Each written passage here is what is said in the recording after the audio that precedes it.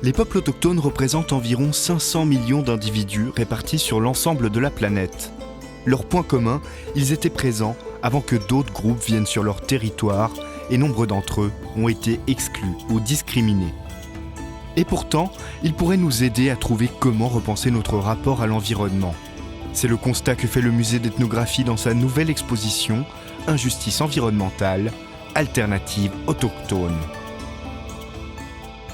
Ce qu'on dit vraiment dans l'exposition, c'est que les peuples autochtones ont vraiment un rôle crucial à jouer dans la recherche commune, la recherche globale d'alternatives pour réduire les impacts du changement climatique. Que ce soit la déforestation, l'extraction de minerais, l'exploitation de combustibles fossiles ou l'augmentation des catastrophes climatiques, l'exposition témoigne des nombreux enjeux pour ces peuples attachés à leur culture et leur environnement.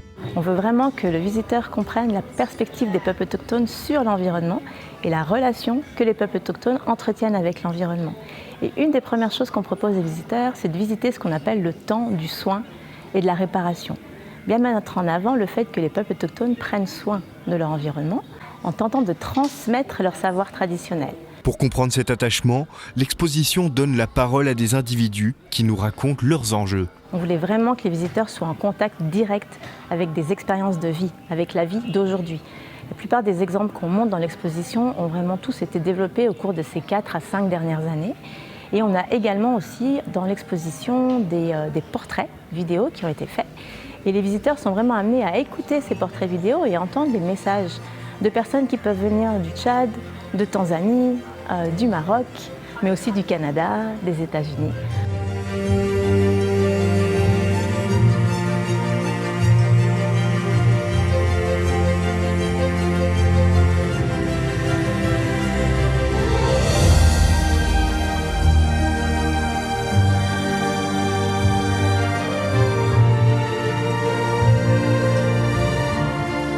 Ce qu'on met bien en avant, c'est que les peuples autochtones demandent à ce que les multinationales ou les États qui souhaitent développer des projets, notamment d'extraction par exemple, demandent expressément le consentement aux peuples autochtones. Et on a plusieurs exemples qui montrent qu'est-ce qui se passe évidemment lorsque ce consentement n'est pas demandé. Et au centre de cette démarche, la loi fait office de bouclier de protection. Un des moyens de résister, de montrer la lutte qu'ils entreprennent pour réduire les impacts du changement climatique, c'est vraiment de le faire à travers des textes de loi. Donc la notion de droit, on la retrouve dans toute l'exposition. Il y a des panneaux qui expliquent, qui rappellent constamment les droits des peuples autochtones pour maîtriser leur territoire. Les peuples autochtones pensent évidemment au futur, mais ils le font en s'appuyant sur des traditions qui viennent du passé. Et donc ce qui nous intéresse vraiment, c'est de monter cette transmission. Comment les savoirs traditionnels aujourd'hui, qui permettent de répondre aux enjeux climatiques, viennent du passé, sont utilisés aujourd'hui et surtout pour les générations futures. D'hier à demain, les enjeux sont grands pour les peuples autochtones et le reste de l'humanité.